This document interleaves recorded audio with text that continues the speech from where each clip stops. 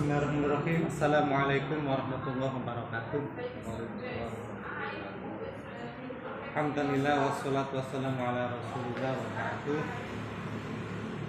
Yang hormati Bapak Kepala Kota, Bapak calon wali, Bapak wali, pakai bukan wali, calon manten yang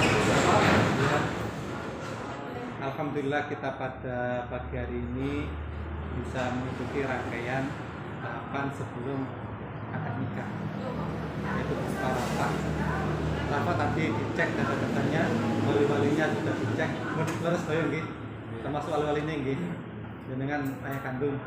Alhamdulillah. Nah ini kata penting karena kadang-kadang ada itu yang belum berhak jadi wali tapi merasa jadi wali. Kadang-kadang orang tua masih hidup karena sakit dianggap sudah nggak ada, itu kan yang nggak boleh. Kita dicek data-datanya, wali-walinya, maka kemudian setelah ada bimbingan perkawinan calon manten. Nah ini dilakukan di setiap KUA di seluruh Indonesia karena setiap KUA itu diwajibkan mengadakan bimbingan perkawinan bagi calon-calon manten. Ini dilakukan agar pemerintah itu punya keinginan menekan angka perceraian. Yang terjadi tentang Gresik ini tinggi nama buatan lah, angka perceraian tentang Gresik ini. Betul paham ya? Betul jawabannya. Kira-kira umur nopo seketi nopo kata.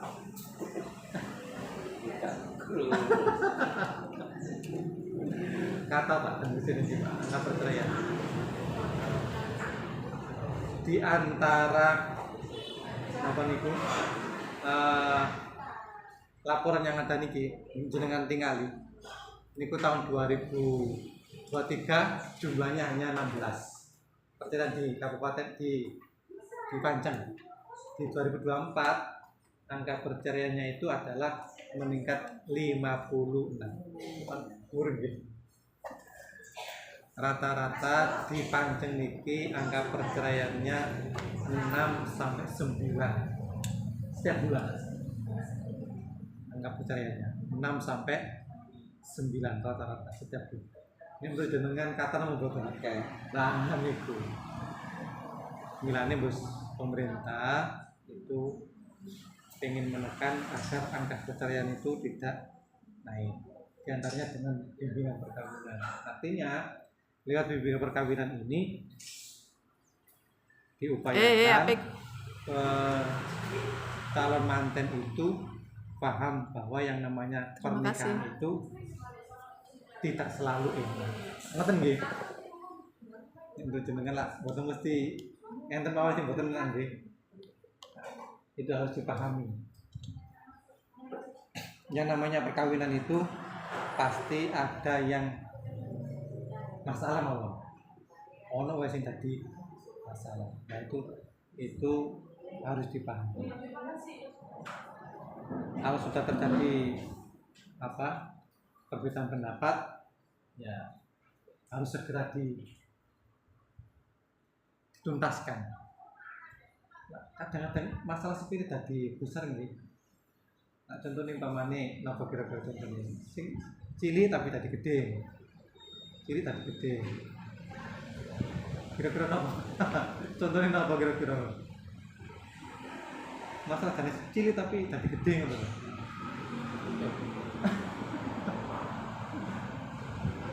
Ada saja masalah kecil yang namanya pengen gawe omah, ngecat omah apa men lah sakit ngoten nggih. Sing wedok pengen cate kuning, sing lanang pengen cate hijau. Mlebu nang gone toko, akhirnya dadi rame lah. Enten mawon nggih sakit. Sakit ngoten nggih. Nah itu lah, atau kadang-kadang yang laki-laki pengen jalan-jalan, yang perempuan malas jalan-jalan, atau sebaliknya yang perempuan bosan di rumah pengen jalan-jalan, yang laki-laki karena capek seminggu kerja, pengen satu akad tiduran. pengen istirahat. Akhirnya kan gak ketemu yo, sing wedok pengen waktu, sing lanang pengen istirahat di rumah.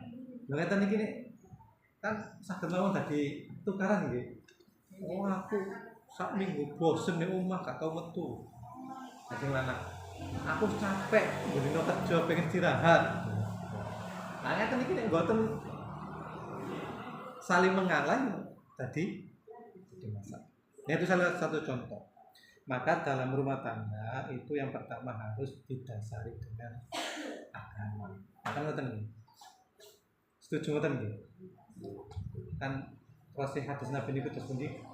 Nikahilah perempuan itu berdasarkan Agama, hartanya, terus jamilah, wajahnya, terus li nasabiha, nasabnya, gitu. li diniha. Tapi pilihlah agamanya. Nah, ngoten nggih, agamanya. Yang penting agamanya.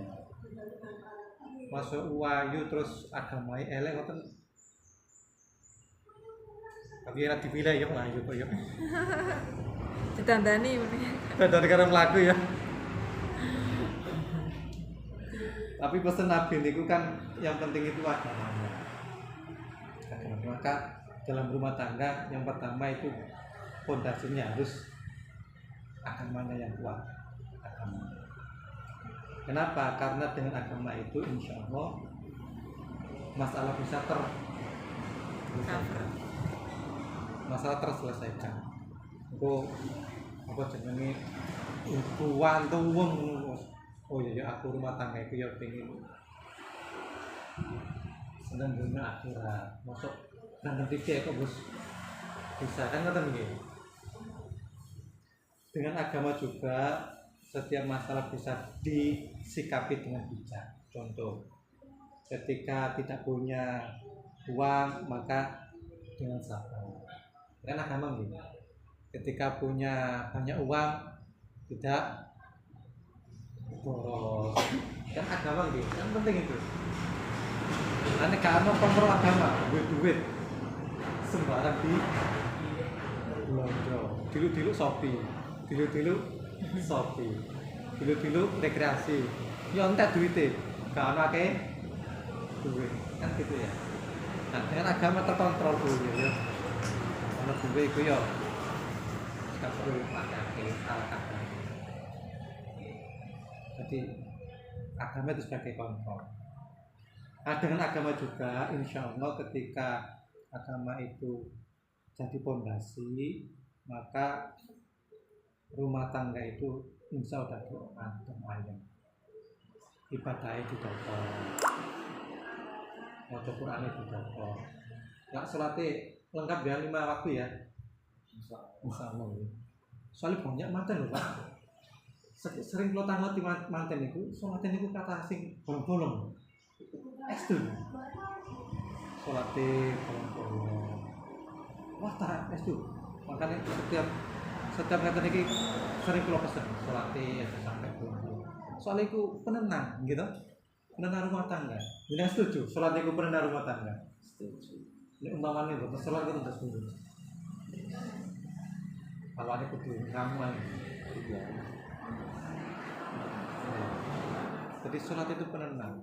Apa mana terus sholat jamaah gitu kan? Sholat jamaah. Sing lanang dadi imam, sing wedok dadi makmum.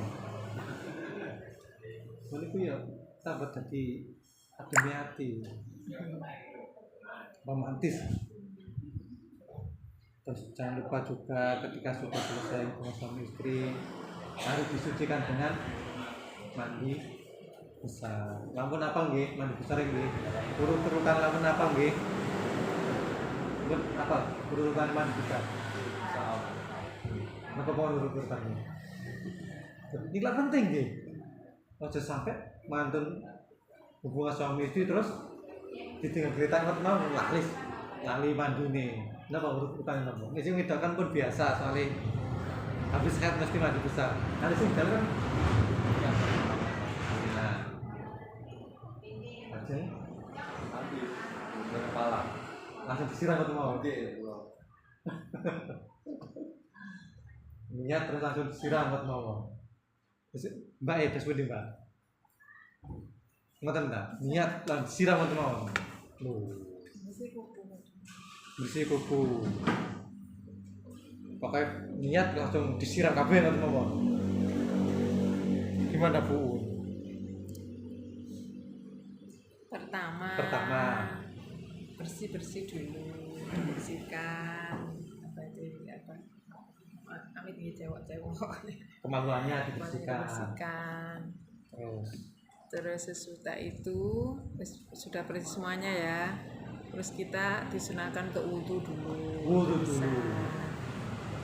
Sudah itu, sudah wudhu, kita siram badan kita,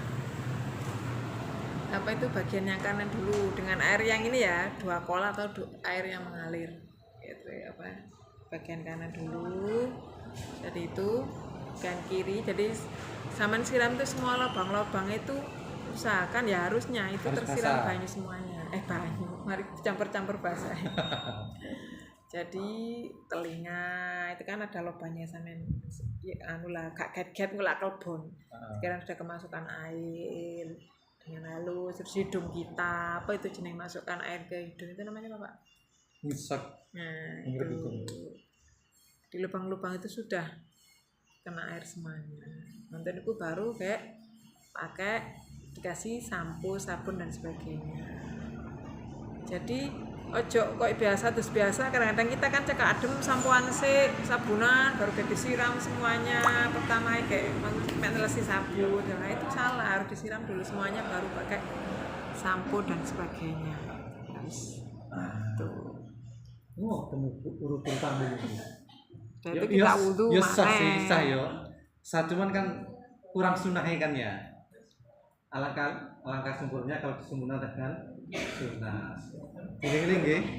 Niat-niat dulu. Kemudian pakai bersihkan kemaluannya gitu. Terus wudu, pun supaya wudu nih. Terus disiram sebelah kanan. Tajuk sebelah kiri. Nah, kenapa Rasulullah itu mensunahkan wudu dulu? Kita kemudian disiram. Kira-kira apa? Sunah apa hikmahnya? Menurut dengan apa hikmahnya? Hikmahnya begini, salah satu hikmahnya dilihat dari kesehatan. Suhu badan kita itu dari luar itu kan panas ya. Panas. Begitu masuk ke jeding ke kamar mandi itu suasana di kamar mandi itu langsung dingin.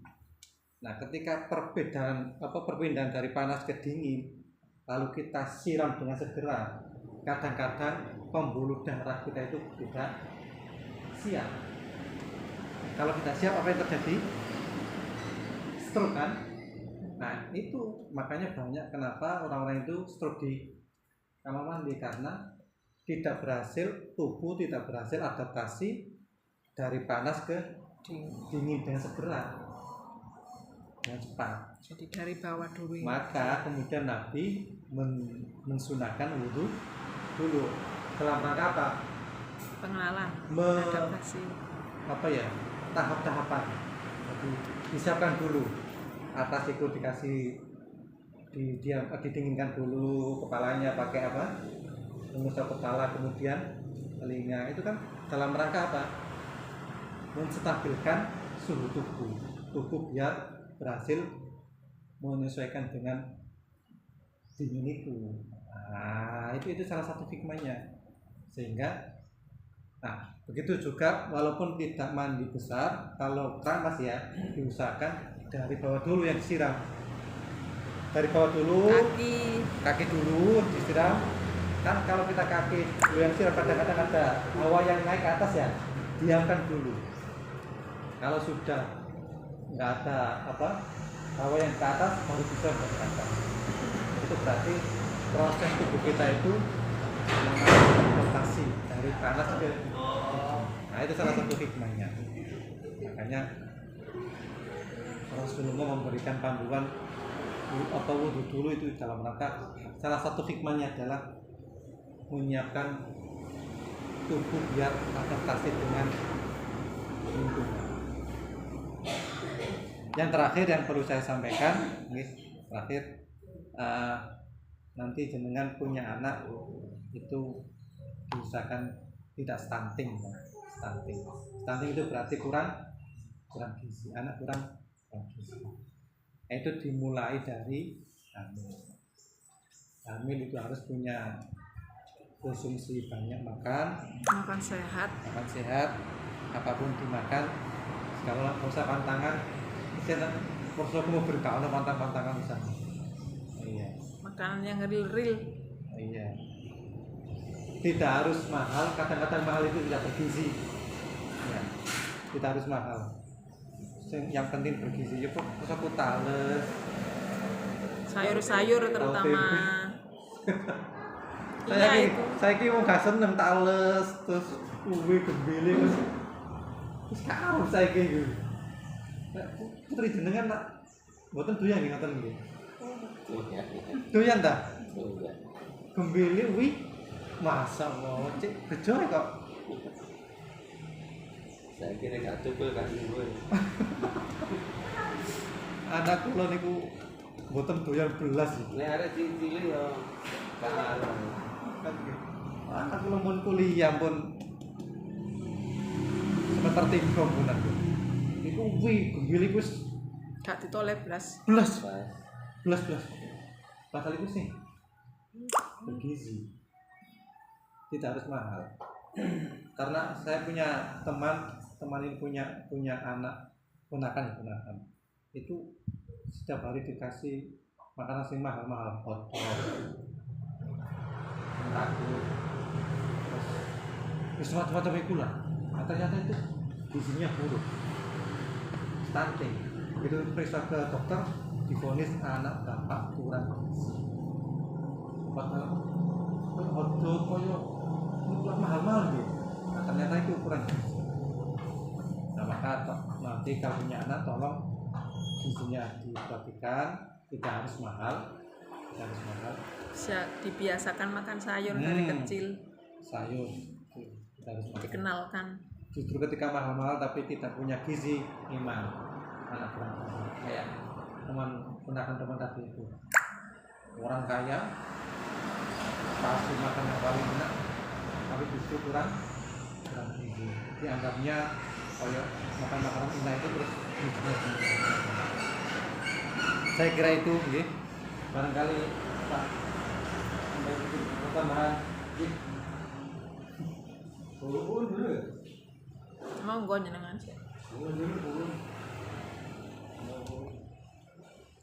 Assalamualaikum warahmatullahi wabarakatuh.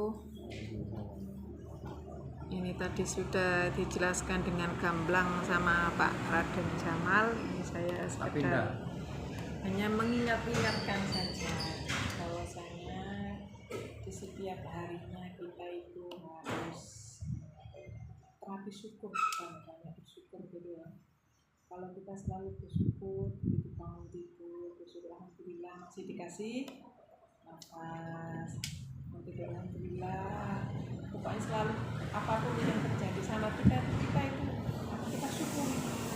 Baik meskipun kita sakit, yang penyakit itu kita tidak bisa sabar. Jadi kalau kita selalu bersyukur misalnya alhamdulillah masih bisa bernafas. Begitu juga dengan setelah menikah sama anak, alhamdulillah saya masih dikasih amanat Allah, masih mendapat jodoh. Karena yang selain jenengan juga ada juga yang belum jodoh gitu. Jadi syukur itu harus selalu diterapkan dalam hidup apapun yang terjadi.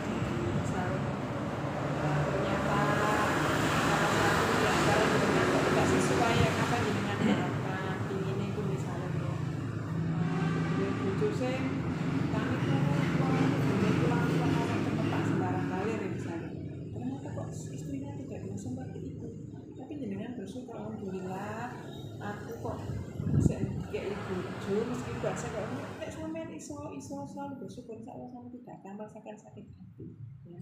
Jadi tidak akan terjadi yang namanya pertengkaran.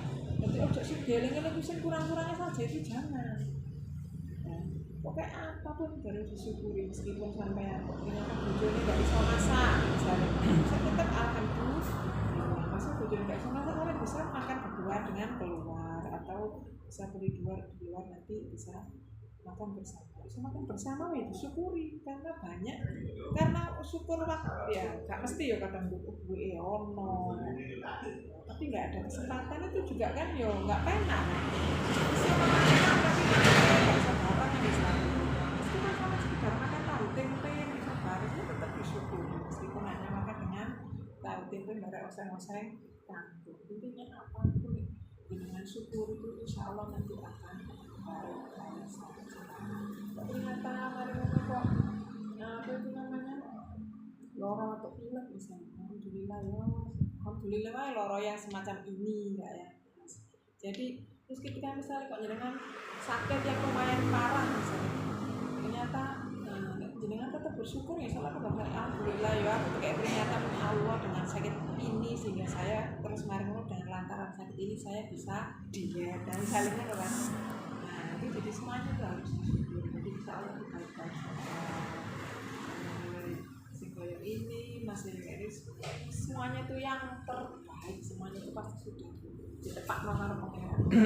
Paling aku juga pikir seandainya bujuku ini jangan kenapa enak kayak ini kayak ini belum mesti hanya banyak sama tidak bersyukur ya loro apa pun loro ya.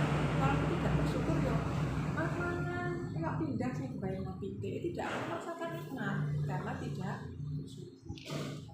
Jadi ini apapun itu nanti disyukuri itu insya Allah nanti kuasa enak, kuasa alim, kuasa damai, kuasa tenang.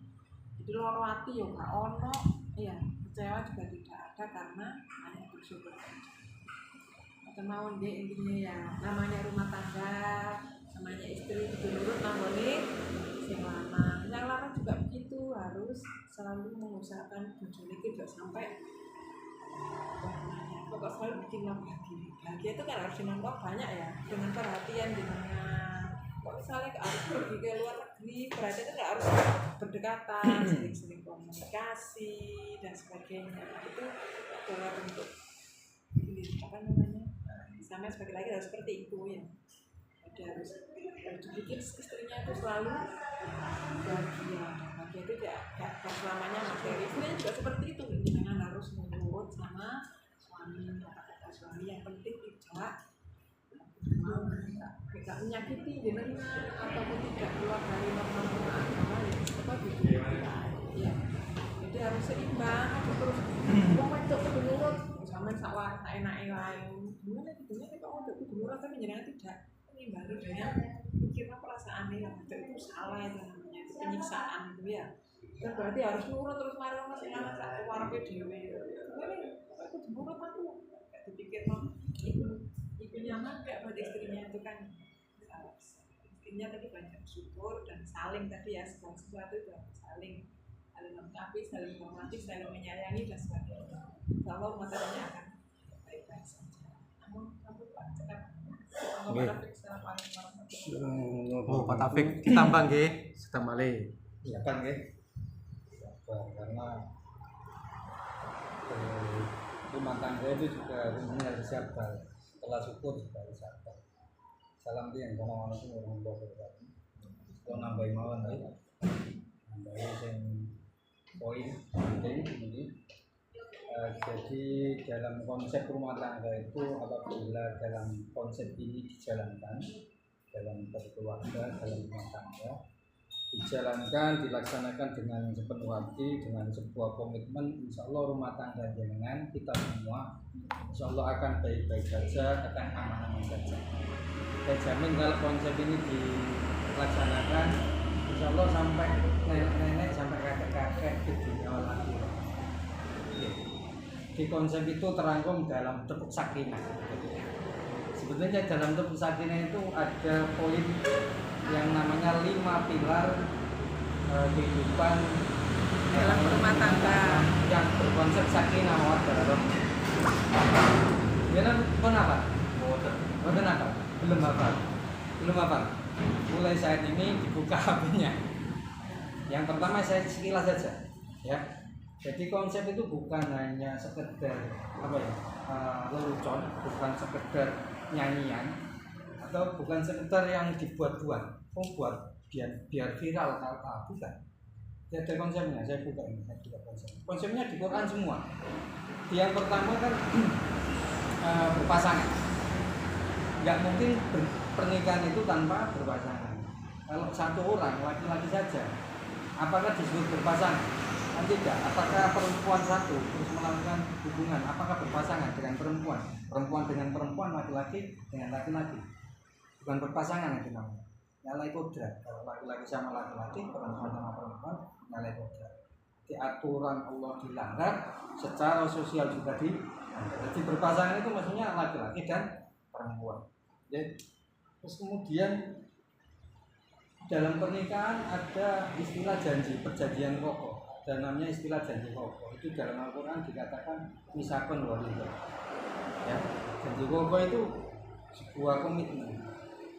Ya, saya mau nikah dengan jenengan mas, jenengan sampean ki, yang membangun rumah tangga ini bukan main-main, ya, bukan 1, 2, 3 tahun. Hanya kita membangun rumah tangga ini apapun resikonya, apapun kondisinya yang terjadi besok, kita harus bersama-sama. Bagaimana caranya mewujudkan rumah tangga itu? Saya bilang lagi. Karena apa? Mohon maaf, rumah tangga itu enggak ya disampaikan oleh kawan-kawan teman-teman. Merupakan ibadah yang panjang, bukan ibadah yang satu kali gugur selesai kayak haji, kayak puasa 1 bulan sekali. Ibadah yang paling panjang adalah berkeluarga, mulai bangun pagi sampai tidur lagi itu kita beribadah. Kalau niatnya diniati dengan baik, tapi kalau kita tidak sabar, ya itu tadi wajibun sudah mengatakan. Jadi syukur dan sabar ini harus punya. Kalau kita tidak sabar dalam menghadapi ujian dan cobaan rumah tangga, akibatnya jelas pertengkaran, keretakan dalam rumah tangga, akhirnya terjadi perceraian. Padahal kalau A punya komitmen, punya kepentingan, iya caranya setelah nikah di KUA, setelah nikah selesai dapat buku nikah tidak dibawa ke pengadilan agama. Itu sebenarnya tidak terjadi perceraian. Tapi mohon maaf karena kita sama manusia itu punya isi otak dan isi hati itu berbeda, ya jelas nggak sama. Nah itu yang kita komitmennya harus ada rasa saling menghormati dan saling menghargai perbedaan. Mencari persamaan bukan mencari perbedaan. Jadi persamaan yang kita cari bukan perbedaan. Kalau perbedaannya jelas banyak. Mohon maaf, ya, dan itu harus bukan hanya oh ya kayak gitu, tapi disesati. Yang terakhir, yang terakhir